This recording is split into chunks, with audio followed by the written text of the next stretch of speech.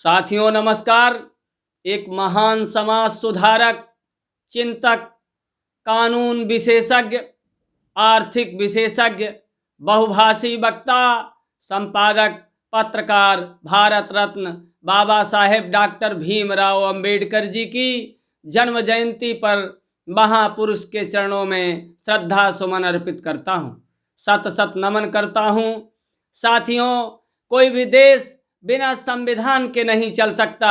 स्वतंत्र भारत के समक्ष अनेक चुनौतियां थी, जिसमें सबसे बड़ी चुनौती देश किस नियम व्यवस्था से चले, इस बात को लेकर थी। भारतीयों का ये इतिहास रहा है कि हमने हर आपदा को अवसर में बदला है। इस बड़ी चुनौती को लेकर बाबा साहेब ने अनेक देशों के संविधानों का अध्ययन किया और विपरीत परिस्थितियों में 2 वर्ष 11 माह 18 दिन के अंतर्गत भारत के संविधान की रचना की। संविधान शिल्पी बाबा साहब के दिमाग में एक बात सबसे अधिक दौड़ती थी, वह है कि कोई भी नियम कानून ऐसा ना हो जो निचले स्तर पर खड़े व्यक्ति के विरोध में चला जाए। साथियों, इस सोच को लेकर बाबा साहेब ने समाज के निचले छोर को अधिक मजबूत करने का प्रयास किया। विकास में भी उसी विकास को अच्छा माना जाता है जिसमें अंतिम पायदान पर खड़े व्यक्ति का हित सुनिश्चित होता है। साथियों, बाबा साहेब का जीवन चुनौतियों और संघर्षों से भरा हुआ था। उनका जन्म मध्य प्रदेश के इंदौर की मऊ छावनी में 14 अप्रैल सन 1891 ईस्वी को हुआ था। इनके बचपन का नाम भीम सकपाल था, पिताजी का नाम रामजी सकपाल था तथा माताजी का नाम भीमाबाई था। साथियों, सन 1907 ईस्वी में उन्होंने हाई स्कूल की परीक्षा उत्तीर्ण की। तब बड़ौदा के महाराजा गायकवाड़ द्वारा कॉलेज की शिक्षा प्राप्त करने के लिए विशेष छात्रवृत्ति दी गई। इसी छात्रवृत्ति के सहारे सन 1913 ईस्वी में बाबा साहेब जी ने अमेरिका के कोलंबिया यूनिवर्सिटी में प्रवेश प्राप्त कर लिया। सन 1915 ईस्वी में बाबा साहेब जी ने कोलंबिया यूनिवर्सिटी में अर्थशास्त्र में एमए की उपाधि प्राप्त की। सन 1917 ईस्वी में लंदन ऑफ स्कूल इकोनॉमिक्स में पीएचडी की उपाधि प्राप्त की।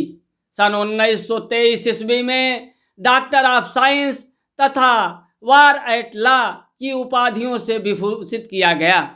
बाबा साहेब अपने असाधारण प्रतिभा से वैश्विक स्तर पर अनेक मुकाम हासिल किए। उन्हीं के द्वारा लिखी गई पुस्तक द प्रॉब्लम ऑफ रूपी रिजर्व बैंक ऑफ इंडिया की आधार बनी।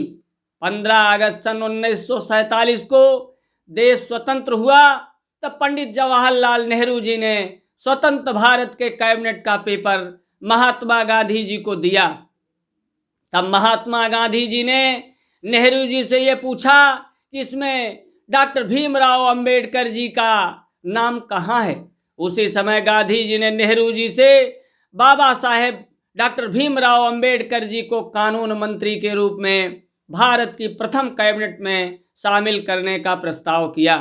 गांधी जी ने कहा था कि अंबेडकर जी एक पढ़े लिखे योग्य व्यक्ति हैं और मुझे लगता है कि देश का संविधान ऐसा व्यक्ति द्वारा लिखा जाना चाहिए जिसने सामाजिक कुरीतियों के दुष्चक्र को गहराई तक सहा हो। इस प्रकार बाबा साहेब डॉक्टर भीमराव अंबेडकर संविधान सभा की प्रारूप समिति के अध्यक्ष बने। साथियों, तथा प्रथम कानून मंत्री के रूप में कार्य किया। उनके किए गए कार्य को आज पूरा देश अंबेडकर जयंती पर याद कर रहा है। उनके त्याग एवं बलिदान को जीवंत बनाने के लिए भारतवर्ष के यशस्वी प्रधानमंत्री आदरणीय श्री नरेंद्र भाई मोदी जी की प्रेरणा से बाबा साहेब का जहां जन्म हुआ, जहां उन्होंने पढ़ाई की, जहां उन्होंने कार्य किया, जहां उन्होंने अंतिम सांस ली, ऐसे 5 स्थानों को पंच तीर्थ के रूप में विकसित किया गया है। इसमें मध्य प्रदेश का महू, जहां बाबा साहेब का जन्म हुआ, उनके जन्मस्थली के रूप में विकसित किया जा रहा है। दूसरा दीक्षा भूमि नागपुर, तीसरा मुंबई का इंदू मिल, चौथा लंदन का वह घर जहां बाबा साहेब रहकर वकालत की शिक्षा ली, उसे भारत सरकार, आपके मोदी जी की सरकार खरीद कर विकसित कर रही है। और पांचवा दिल्ली के हलीपुर में वो घर जहां बाबा साहेब ने अंतिम सांस ली, उस स्थान को भारत सरकार, मोदी जी की सरकार संविधान निर्माता के स्मृति के रूप में विकसित कर रही है। साथियों, बाबा साहेब जी ने अपना संपूर्ण जीवन समताकारी व्यवस्था को लागू करने में लगा दिया। महिलाओं की स्थिति में सुधार लाने के लिए महिलाओं के अधिकार को सुदृढ़ और सुनिश्चित किया। बाबा साहब समान नागरिक संहिता के माध्यम से पूरे देश को एकता के सूत्र में कानूनी रूप से बांधना चाहते थे, परंतु तत्कालीन परिस्थिति के कारण वे ऐसा नहीं कर पाए। फिर भी उनका प्रयास समाज के किसी वर्ग के साथ अन्याय न हो, इसके लिए संवैधानिक संरचना का निर्माण कर हर वर्ग के लोगों को ताकत दी। साथियों, उन्होंने मजदूरों के हितों को सुनिश्चित करने के लिए मिनिमम वेज एक्ट के माध्यम से न्यूनतम मजदूरी को समय के साथ सुनिश्चित किया। आज पूरे देश एक व्यवस्था के अंतर्गत आगे बढ़ रहा है। तो ये बाबा साहेब जी की देन है। हमारे यशस्वी प्रधानमंत्री आदरणीय श्री नरेंद्र भाई मोदी जी और उत्तर प्रदेश के यशस्वी मुख्यमंत्री आदरणीय श्री योगी आदित्यनाथ जी बाबा साहेब के विचारों के अनुरूप विकास के कार्यों में हर भारतीय की भागीदारी सुनिश्चित कर रहे हैं। हम एक बार पुनः महापुरुष के चरणों में कोटि कोटि नमन करते हैं, वंदन करते हैं, श्रद्धा सुमन अर्पित करते हैं। बहुत बहुत धन्यवाद साथियों।